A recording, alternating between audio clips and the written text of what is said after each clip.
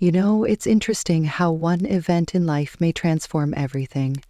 You're simply going about your day, you believe things are going good, and then 1 minute, one small incident may turn everything upside down. Looking back, I can see that perhaps, just maybe, I was on the brink of something I shouldn't have let myself go near to. I never believed anything like this would happen to me. Though I'm not sure where to begin, I suppose the ideal beginning would be right here with my son. One evening set everything in motion. Reading a novel in the living room, I heard someone knocking on my bedroom door. Alex, my stepson, was standing there, appearing a little disorganized. Though he's not the kind to ask for help, that day he did. His voice a little uncertain, he asked, "Hey, can you help me with something?" Though I told him to come in, I wasn't sure what he wanted help with. He entered the room, closed the door behind him, and stated, "I need you to fix my belt." I originally gave it little thought. It's not very important, right? He is still a young lad. Not really young, but he is my stepson. Not some teenage anymore. He is in his early 20s. Still, there was something felt unusual about this ask. I dismissed it. Maybe it was his acting, a little too laid back, or the way his gaze stayed on me more than normal. "Sure," I answered, walking near him. "Let me see." I went to him, and that's when it started. His jeans slid just a little. Not much, but enough for me to notice as I reached out to change his belt. For no reason at all, my heart started racing. I'm not sure, it may have been a fluke, or he might have been uncomfortable. Then he turned to face me, truly looked at me, and I swear he had something in his eyes that wasn't there before. His typically laid-back attitude changed to something else, a tension, an energy I couldn't exactly pin down. I wanted to withdraw, I truly did, but instead I just stood there, frozen for a second more than I ought to have. And that's when it happened. The incident that would torment me for days afterward. "Thanks," he whispered, his voice just audible above a whisper, his hand lightly touching mine as he retreated. "I like it." But something didn't seem right. That was just the start. That moment stayed in the air like a secret neither of us wanted to admit. The next several days following that, well, they were unusual. The impression that something had changed between Alex and me persisted. Every time I saw him, I felt it. A sort of tension I couldn't ignore. Even if I tried to tell myself it was nothing, that I was overanalyzing things. It wasn't only his attitude toward me when he sought assistance with his belt. He seemed to be always around lately, showing up out of nowhere, his voice a little too laid back when he spoke to me, and I couldn't help but note how his eyes tracked me, as though he were trying to identify me, analyzing me. Why that bothered me so much eludes me. Perhaps I was simply parched for paranoia. After all, he is my stepson. From his early years, I knew him. He was not some foreign visitor. Our boundaries were, at least I assumed, limited. Still, one evening it happened once more. Just completing supper in the kitchen, I heard footsteps behind me. Expecting to see my husband, I turned back and found Alex instead. His voice a touch strained, he asked, "Hey, can I talk to you for a second?" I laid the dish I was holding down on a towel and cleaned my hands there. "What's up?" He paused, looking about as though he were checking for someone else. "I wanted to say thanks again for the other day. It was kind of awkward, and I didn't want you to think, I don't know, like I was making things weird." I pointed an eyebrow. "What did you mean?" He turned uneasily, briefly staring down the floor, with the whole belt issue. At the reference to it, my stomach contracted. I had been trying to move past that moment, but now it returned. My cheeks began to flush. I willed myself to be cool and to appear as though it were nothing. "Alex, it was no great concern. I'm sure you were just—" "I just want you not to feel uncomfortable," he said, interrupting. "I mean, maybe it was weird, but I don't know. It just felt like we were close. Closer than I expected. I don't know how to explain it. Maybe I'm just messing things up." He seemed really anxious, and for a second I nearly believed him, but there was something about his phrasing that didn't set well with me. He seemed to be testing me, stretching my limits without even recognizing it. Alternatively, he might have realized it. Perhaps that was the intention. Trying to keep my cool, I inhaled deeply. "Alex, don't worry about it. I'm not uncomfortable. It was just a tiny thing, nothing more." but I felt a little weird when I was saying the words. Though I wanted to believe him, to dismiss it like I had done before, this time I wasn't quite sure. For some reason, I couldn't let go of anything unspoken between us that had changed and hung about following that initial occurrence. "Okay," he answered, a little release in his voice. "I'm glad. I just wanted to not make things strange between us." I nodded, but inward, I felt as though things were becoming strange. I kept thinking about what had transpired that evening as I slept in bed. Though I tried to drive the ideas from my head out of reach, they persisted. That glance in his eyes, the way his palm stroked mine, it felt more than simply a mistake. Seeing how far he could go without violating any rules, he seemed to be testing the boundaries, and perhaps, just perhaps, I let him too readily. The days went by, and the strain between Alex and myself kept developing like a storm building far away. Every time I saw him, the air seemed weighted. It was evident to me. He would grin at me, but it would be different. Benevolent, concealed beneath it was something. He was cautious, almost as though he understood how near he was approaching to cross some unseen line. And I could perhaps be beginning to sense it. The distinction between what was proper and what wasn't was blurring daily. I was home alone with Alex one evening when my husband was on a business trip outside of town. We shared a house, so it was not unusual, but there was always an unwritten rule about maintaining things safe and routine. But every day seemed like that normalcy was sliding through my hands. Alex came in as I was seated in the living room watching TV. Although he was clutching a book, his eyes were not fixed on it. "On me where they were," he remarked, seated on the couch next to me. "Hey!" His body was near, far closer than it often was. It was no more a casual sit. It had deliberate quality. I said, not looking at him, "Hi," trying to concentrate on the show. But I could sense him. Like a weight descending on my chest, I could sense his presence next to me. Quietly, he said, "Is it okay if I ask you something?" This time, his voice sounded more deliberate, more serious. Looking over at him, I tried to read his attitude. "Indeed, what's up?" He turned and appeared uneasy. I know if I should be asking this, but I've been thinking about something that happened before." A cold shudder ran down my back. I knew just what he meant. The belt episode, that darn belt. With a firm voice, I asked, "What about it?" I don't know," he muttered, running a hand through his hair. "I don't want you to think I'm weird or anything, but ever since that day, I don't know. It's like I can't stop thinking about it. About you." He stopped, his eyes connecting with mine. "You make me feel safe. You make me feel like I could talk to you about stuff. I doubt if that makes sense." His comments hung in the air, and I thought the room had suddenly gone 10 degrees hotter. My heart surged, my ideas jumbled, and I knew nothing to say. This transcended simply a belt now. This went beyond simply him seeking assistance.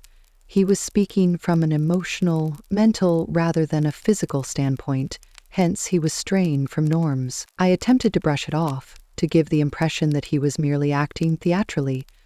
"Alex, you're overanalyzing this. It was really nothing." Still, I knew the words from my mouth were untrue even as they came out. Since right then it was something, more than I was ready to confront, more than I could admit. He bent in a little closer, and I smelled his fragrance. My heart was thumping, my head whirling in perplexity. He was doing? Why was he displaying this behavior? "I know it's probably crazy," he began, his voice soft and low, "but I feel like we have a connection, like maybe we're more alike than you think. And I don't want to feel guilty about it. I just want to know you better." His comment seemed like a gut check. I found it difficult to breathe. I pulled away. I had to space us somewhat. With shaking voice, "Alex," I continued, "we cannot. This is not something we can talk about. It is not right." He looked as though he regretted what he had spoken and instantly withdrew. "I'm sorry, I didn't mean to make things strange." But too late it was already. The damage was done. The line had been crossed. Going back was not possible now. I couldn't pass for nothing having happened. I couldn't pass for not feeling something, too. rising to try to cool myself. "You ought to go to bed." He nodded slowly, got up as well, but his eyes stayed fixed on me, and I realized something as he turned aside. This was the turning point when all changed. Now turning back was not possible. Though I knew it was a perilous road to travel, the lines had blurred and I had no idea where this was leading. Between Alex and me, things were calm the following day, too subdued. The comments we had traded the evening before hovered between us like an unspoken tension neither of us knew how to handle, though I certainly as heck didn't want to confess that everything had changed, and I didn't want to face him. I could feel it, like an invisible wall had been erected between us, one neither of which we were ready to destroy. I carried on my regular schedule, attempting to ignore everything. I kept myself busy, concentrating on the little things, anything, to take my mind from the residual shame and uncertainty. Alex wasn't making it easy, though. It went beyond what he had said. It was his attitude toward me. Every time I saw him, I sensed something flickering in his eyes, something I couldn't quite articulate, and every time our eyes locked, I felt as though an electric current were running through me. But Alex began to act far away as the days passed. Avoiding me, he seemed embarrassed about what had happened, like he hadn't felt the night before. It was almost as though he was trying to pretend it hadn't happened. He seemed icy, far off, like a blow in the face. Saturday afternoon saw things turn around once more. I heard footsteps approaching while seated on the porch, savoring the mild temperature. I had no need looking up to identify it. Alex came first. With hands tucked in his pockets, he stood there for a time, staring at the ground as though he were contemplating his choices. His voice quieter than normal. "Can we talk?" he asked. Uncertain of what he wanted, I set down my book and nodded. He sat down next to me, giving us a reasonable distance apart. It was embarrassing. I could sense the strain rising in the atmosphere. Neither of us was sure what to say moving forward. Looking down at his hands, he started, I've been thinking about what happened, and I know I messed up. I shouldn't have said all that stuff. I never meant to make you uncomfortable." I inhaled deeply to help me to ground myself. "Alex, I'm not sure what you want me to say. It's complicated. What you said crossed a line, and I'm not sure how to undo that." He nodded, regretful eyes shining. I guess I was confused and I didn't want to hide how I felt. But I realize now that it was wrong. I get it. I had an unusual mix of uncertainty and relief. Relief since he was owning what had happened, but perplexed as I still didn't know how I felt about it. I couldn't merely dismiss it as though nothing had happened. Something had changed, something substantial, something dangerous, that felt actual. For a while we sat silently, neither of us sure how to occupy the void between us. Alex said once more at last, his voice almost above a whisper, "I just don't want anything strange between us. I don't want to lose whatever this is." My heart was hammering in my chest. His incredibly sensitive and uncertain manner made me want to reach out to comfort him that everything will be great. Deeply down, though, I knew that was untrue. Nothing was perfect. It wouldn't be perfect. Needing some distance between us, I got up quickly. "We both do. We need some time." I think Alex got up too, appearing as though he wanted to say more, but not knowing how. "I understand, just hope. Things don't stay weird." I turned aside, not sure I could talk. I had no idea what would follow. I didn't know if this was the end of it or if we were both merely acting as though everything was normal when it wasn't. One thing was clear, though. Nothing will never be the same once more. The weeks following that conversation felt like navigating eggshell terrain. Alex and I hardly spoke, and when we did, it felt as though we were both trying too hard to keep things laid back, acting as though everything was good when I knew deep down it wasn't. Our distance apart grew, and with it, the uneasiness that appeared to hover like a dense cloud. But one evening, everything turned around once more. I was home by myself while my spouse was away on another business trip. Though this was not unusual, Alex was behaving differently this time. He seemed quieter, more withdrawn, and I couldn't get rid of the impression he was waiting for something. Though I had no idea what, There was clear conflict between us. Alex arrived as I was in the kitchen preparing dinner. He hesitated this time as well. He simply stood watching me from the doorway.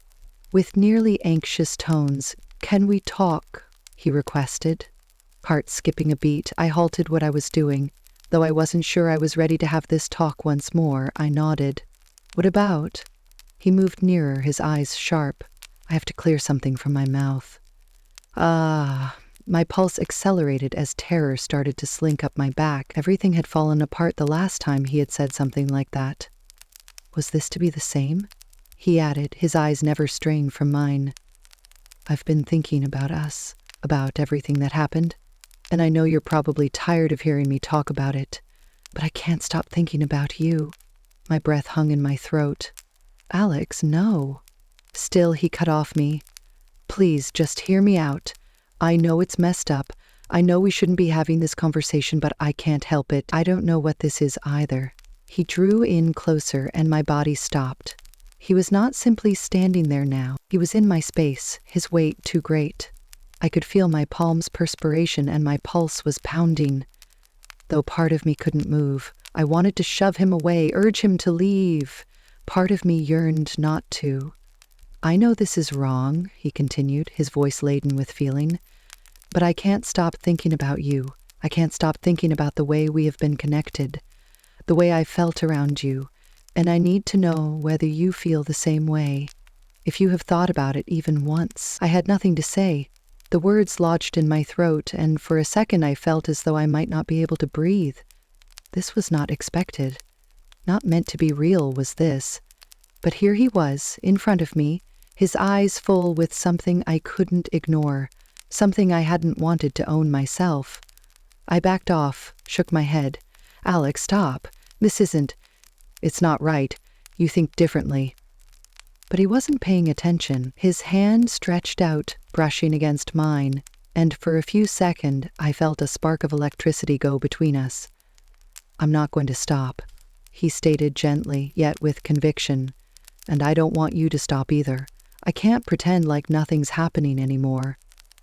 In my chest, my heart was thumping. There was a draw between us, a weight I was unable to release. But I also knew, should I let it happen, what it would mean. I understood the fallout, the suffering, the heartache. This time I drew away more strongly. "No, Alex, this cannot happen." He retreated, his face lowering, but he could not have confused the irritation in his eyes. "Okay? I don't want to lose you. I also want to stop pretending." Frozen, I stood there and felt his words weighed on the pit of my gut. What to do, what to feel, I had no idea. All I knew was that the line had been crossed once more and that I had to choose direction immediately. But I understood something crucial at that same instant. This transcended Alex and me. It was about the decisions I took, the limits I either established or omitted. It concerned who I wanted to be, and who I wanted to grow to be, and I realized this narrative wasn't finished as I turned away, my heart weighed with doubt. "Not very likely,"